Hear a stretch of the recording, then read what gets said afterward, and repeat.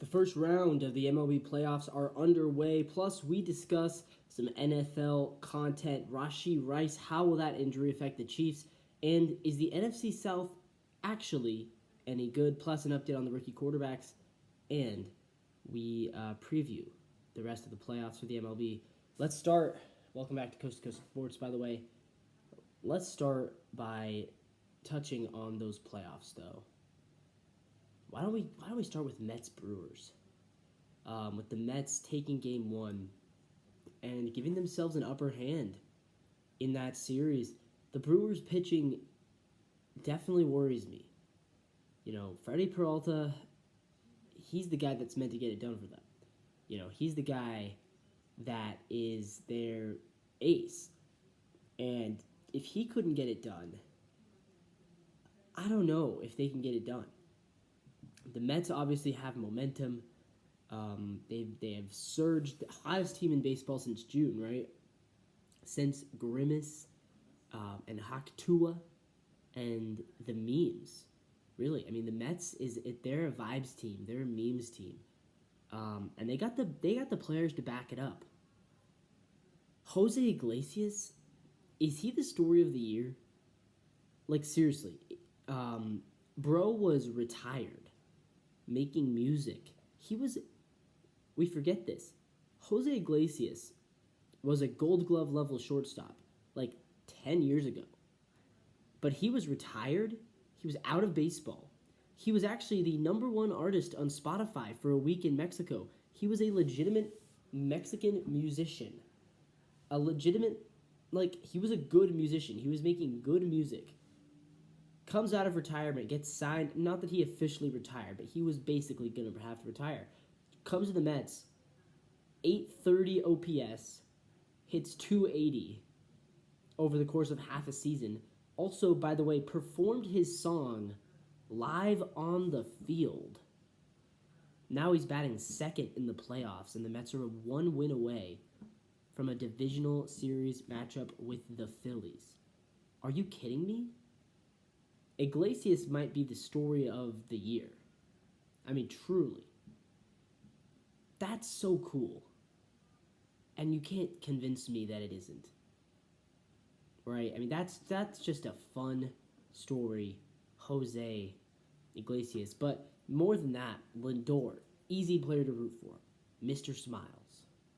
The Panda Bear. Pete Alonso, easy player to root for. Edwin Diaz at closer, easy player to root for. Nimmo is easy to root for. The Mets have a lot of very likable players. And they've always been kind of the underdogs. They've always kind of been the underdogs in New York. But I like this Mets team a lot. And I think that they may have the bats to get past the Brewers pitching. We'll see what happens in Game 2. Meanwhile, Padres taking down the Braves in Petco. Braves looked a little bit gassed in that game. I think Atlanta was suffering just from being tired. They played that doubleheader on Monday, and it was emotional, and they got in. But the Padres clearly looked better. They looked more prepared for that game. Petco was vibing.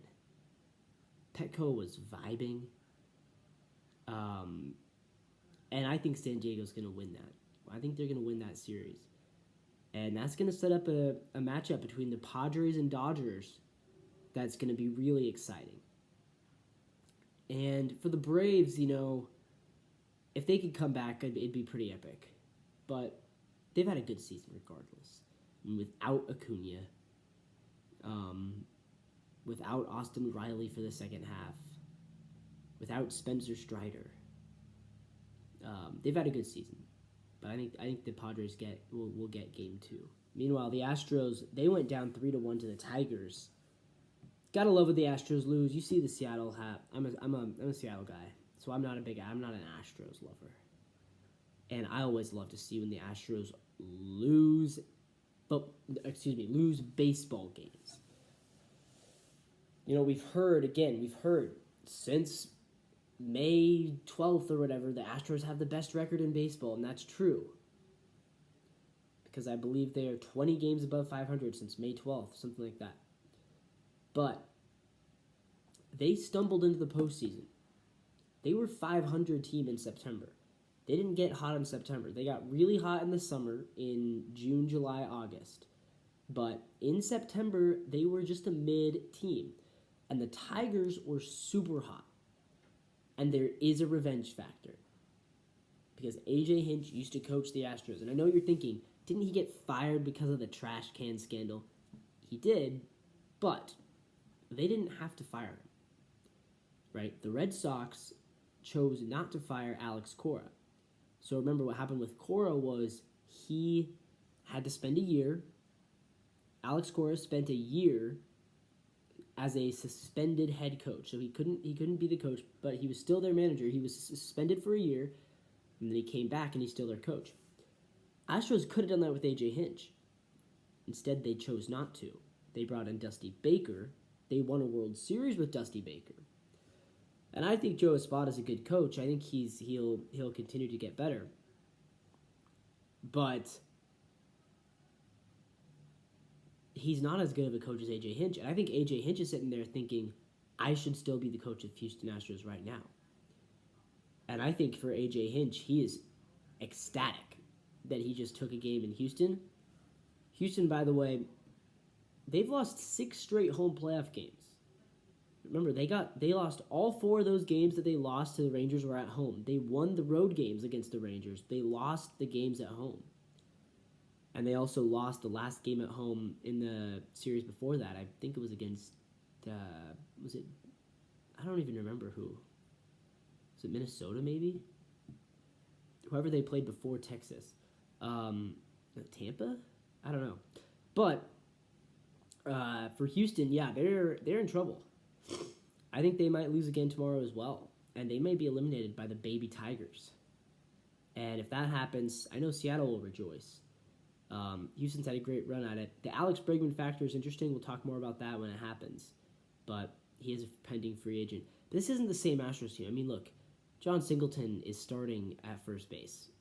He's not a good player. You know, like Chas McCormick had a down year. Yordan Alvarez is hurt, which is interesting to me. He's playing through it, but he looked hurt. He looked like he was not at full strength. So that's also a factor. Last but not least, the Royals winning 1-0 against Baltimore. Baltimore continues to struggle in the playoffs, man. What's the deal with the Orioles in the playoffs? Like, why can't they win playoff games? So good in the regular season. And you thought, this is perfect for them because they finished the season strong, right? They won 8 of their last 11. And the Royals finished the season very, very weak. The Royals just about blew their playoff shot. So you're thinking it's a strong-looking Orioles team coming up against a weak, injured Kansas City squad that maybe shouldn't have even made the playoffs. Right? Seattle thinks they should be in the position Kansas City is right now. But doesn't matter. Doesn't matter the momentum, doesn't matter any of that. Kansas City goes on the road, wins 1-0. And the Royals pitching staff, man, I have to give them credit. They've been a pitching team all year, and they've done it with guys who you didn't think were going to work out. When I saw their rotation, their plan was to have Seth Lugo and Michael Wacha and who was it? Chris Bubik and Alec. What's his name? Alec. I don't remember. Something Alec, right? Alec Marsh, I believe it is. I didn't think that was going to work out for them. I thought that that was a dream come true for them in April when they were the best ERA in the league, and I said, there's no way this lasts. These guys are a bunch of veterans who haven't done it like this for their whole careers. And somehow they've done it. Somehow they've pulled it off. I mean, they outdueled Corbin Burns. What are you looking for, man? Kansas City, legitimately, their pitching could get them to the World Series. I don't know if they'll get there or not, because I don't think they have the offensive firepower. Even with Vinny Pasquantino back, You match that lineup up with the Yankees or the Guardians, I don't see them making it to the World Series. Because as good as Bobby Witt is and as good as Salvi Perez is, Judge and Soto clear them by a mile. But at the same time, man, Royals are another fun team to root for. Bobby Witt Jr. is a very rootable player. Salvador Perez is so lovable, loyal player to his city. He stuck through for so many bad years for another chance at a World Series. If he gets a second ring, dude, he could be a Hall of Famer. I know the statistical case isn't really there for him, but when you start talking about a two-time World Series winning catcher who played his entire career with Kansas City and made nine All-Star games. He has a 48 home run season. He's led catchers in homers twice or three times. He's won multiple Gold Gloves. He's won Silver Sluggers. He's received MVP votes. So I know the statistical case for Salvador Perez isn't there, but there might be an accolades case building. We'll talk about that more if it happens, but you gotta love Salvi, you gotta love Bobby Witt, you gotta love Kansas City, man. I don't know what it is about the Orioles. They feel like the basic white girls of the MLB, where it's like, oh yeah, it's Adley and Gunnar and Jordan Westberg and Colton Cowser and Heston Kjerstad and it's just a bunch of white guys, a bunch of young, basic white guys, like, drinking their Starbucks, and, what happens when they're under pressure, though, is they fail. 0-4 in the playoffs with this team, and if they lose tomorrow, they'd be 0-5 with two times being swept at home. Wouldn't that be tough? So let's talk some NFL. The Chiefs with Rashee Rice. He's going to be out for a while. Not sure if it's confirmed yet. I don't think they've confirmed if it's the season or what it is. It's not confirmed to be a torn ACL yet. But it is a bad injury. And the question for the Chiefs that everyone's asking is, can they survive? Can they survive the injury to their top receiver, Rashee Rice? And I think the answer is kind of obvious. Of course they can. Everyone asked that question. Oh, Tyreek Hill's gone. Can they survive? Oh, they're going to lose Kareem Hunt. Can they survive? Every time that we play this game, they survive. Because they're going to have guys that are going to step up. Juju will step up and be a number one guy. Justin Watson will step up. Xavier Worthy will step up. Travis Kelce will step up. Pacheco, when he comes back, will step up. Kareem Hunt and Samaj P. Ryan are already stepping up. Noah Gray will step up at tight end. They have dudes who can step up. I absolutely trust the Chiefs. Because we've seen this happen so many times. They got rid of Tyreek Hill and got better at offensively. And if they really need it, they can go out and trade maybe for a Tyreek Hill or a Devontae Adams. But even if not for that, they'll be able to make some sort of a trade. Because guys are going to be on the market. The Eagles might be shopping players. Maybe the Falcons could be shopping players. Maybe the Panthers. Maybe Deontay Johnson comes on the market. That could be an option. The Raiders, maybe they won't get Devontae. Maybe Jacoby Myers becomes an option. Maybe the Patriots are going to trade Kendrick Bourne. I mean, there's going to be options in the trade market in the next probably month or so. Guys are going to start to come available. Will the Rams be willing to trade somebody? I don't know. Would the Bengals, if things get bad enough for the Bengals, do you trade T. Higgins and try to get some value from him? Because remember, the Bengals is tough because they don't have T. Higgins under contract next season. So do you trade him, save the money for Jamar, get a draft pick back for T. Higgins? If you're 2-6 or 3-5, which they're 1-3 right now, if they're 3-5 in a month, that has to be an option. So I think the Chiefs, if they need to, they can go out and get a receiver. They can trade a third-round pick for T. Higgins, or a second-round pick for Devontae, or a fourth-rounder for Deontay Johnson. They're going to be able to make something work if they need to. But I don't think they will even have to. I think Xavier Worthy is going to step up and turn into a number one. And until he does that, I think between Kelsey, Juju, and Justin Watson, those three can carry the offense enough. With Mahomes, I mean, Mahomes is the one carrying, but those three can handle it until Xavier Worthy is ready to truly be their number one. But I think Worthy is closer than we think to being their number one already. So I'm not worried about their offense. Another thing I'm not worried about in the NFL is rookie quarterbacks. Dude, rookies this year have been really good. Like in a this doesn't happen. I mean, rookies are not supposed to be this good. If you look at the way rookies quarterbacks have been playing right now, Caleb's 2-2, Bo Nix 2-2, Jaden's 3-1. So they have a combined record right now of 7-5, and I don't think it's going to get much worse. I think Denver could win 8 games. I think the Bears could win 9 or 10, and I think the Commanders could win 11 or 12. Very rarely do we have a season when rookie quarterbacks have a winning record. We'll see when Drake May. We'll see what Drake May does. We'll see what Michael Penix does if he ever does end up playing. But it's been a good year for the rookie quarterbacks. And remember, we talked about through their first 2 games, none of them threw a touchdown pass. They're all starting to come into their own now. Jaden's looking incredible. He looks like an MVP candidate, not just a Rookie of the Year candidate, an MVP candidate, Jaden Daniels. And Caleb gets better with every game. Bo Nix gets better with every game. This is a fun batch of rookies.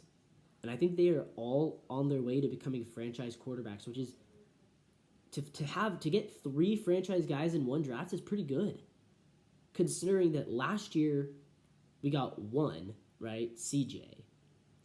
Year before that, we got Purdy in the 7th round. Did we get anybody else in 2022? I don't think so, right? It was Pickett, who's already been benched. And I guess, was that Levis's year? No, Levis was rookie last year. Yeah, so it was literally just Purdy from 2022. So you have to go back to 21. 21 was, but even 21 wasn't great because that was Lawrence, who is maybe falling apart. Zach Wilson, who's benched. Trey Lance started all of 4 games. So it's kind of been a weak couple of seasons for quarterbacks, right? From 21 to 23. The only guys who are still starting are in the AFC, you got Trevor Lawrence at Jacksonville from 21. I guess Fields was that year too, right? Was he 2021? Or was he 2020? Fields was 21. Yeah. So they got Fields and Trevor Lawrence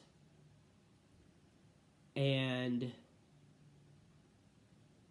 who else? Yeah, I don't even know. Fields, Lawrence, Pickett's benched, Bryce Young's benched, C.J. Stroud, and Brock Purdy. That's it. 4 guys. Am I wrong about that? I'm actually racking my brain right now to figure out, like, nobody from the South. I guess Will Levis is the 5th, but we don't think he's any good.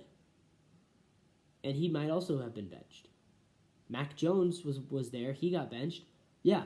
So the past 3 years, we've gotten 5 quarterbacks, and only 2 of them, Stroud and Purdy, we're pretty sure are actually good. Because the other 3 we think aren't good. You know. This year, we get 3 that already look good. So this is a throwback to 2020 when we had Burrow, Herbert, Tua. That was the last really strong quarterback class was 2020. Burrow, Herbert, Tua. And this might be better. Because we still haven't seen Drake May play. Still haven't seen We still haven't seen J.J. McCarthy play. And we'll see what happens there because Darnold's balling out. But we'll see. And then also Michael Penix Jr.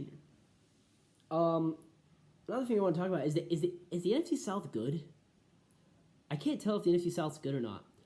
I really want them to be good because last year they were just an embarrassment to the football, and the year before that as well. The past 2 years, the NFC South has been just flat-out garbage water. And we might finally be seeing a better version of that division. Right now they're 8-8 as a division. Bucks are 3-1, Saints, Falcons 2-2, Panthers 1-3. Tomorrow night, Thursday Night Football, Bucks, Falcons. Should be a good game. I think that's going to reveal a couple of things. If the Bucks blow them out, then they become the clear favorites. If the Falcons can keep it close, though, I think that becomes a question. The Falcons are a tough one because, they could be 0-4. They legitimately are 2 plays away from being 0-4. So that not only could they be, maybe they should be 0-4. But they are 2-2, and they haven't had an easy game yet. Right? They played the Steelers, who we think are good, the Chiefs, who we know are good. They beat the Eagles, who I think they're not bad, and the Saints, who aren't bad. So they're 2-2 with 2 quality wins and 2 quality losses. So when you put it that way, they're not that bad. And they're going to eventually get to have some games against easier teams, right? They still get to play the Panthers twice. The Giants, they play. Dallas will be a toss-up. Denver, they can beat Denver. They can beat the Raiders. So they're gonna get 5 or 6 wins. So that'll put them up to 7 or 8 wins. Then the question is, can you turn 8 wins into 11 wins? Can you turn 7 wins into 10 wins by winning these games against the Bucks and the Saints? And that's what the difference to win that division. I don't think the Falcons have to win against the Bucks on Thursday night, but I do think they have to play well. If you lose close, then you can say, look, we're still improving. Kirk's still getting better. He's still finding himself as a quarterback post-Achilles. Raheem Morris is still improving as a coach. It's year 1. You can chalk it up to that and say we're going to come back and be even better and beat them next time. Remember, the Falcons were the preseason favorites to win that division. If they lose by a lot, if they lose by 10 or more, if they lose 31-20, then they will become clear playoff underdogs. If they lose close, then it's like, okay, we can get them next time. But if the Bucks can demoralize them enough, they can run away with that division. The Bucks, with a win, they'd be 4-1. And for Baker, specifically, I think this game could be big time for Baker. Because if he puts on a show, then he can kind of have his MVP early season moment, and he could really start to get himself into that MVP discussion. I think he's been the best quarterback in the NFC in the month of September. I think he's been the best quarterback in all of football, actually. And I understand why he's not in the MVP conversation, because unlike guys like Mahomes or Allen or Lamar or Stroud, we don't trust Baker to do this over a full season. But what if he does? Tonight could be a big night for Baker Mayfield for his MVP case and just in terms of his future. A huge night for him in terms of if he wins big and puts up the big stats, people are going to start waking up to the Baker Mayfield. And the discussion on Friday is going to be, is Baker an MVP candidate?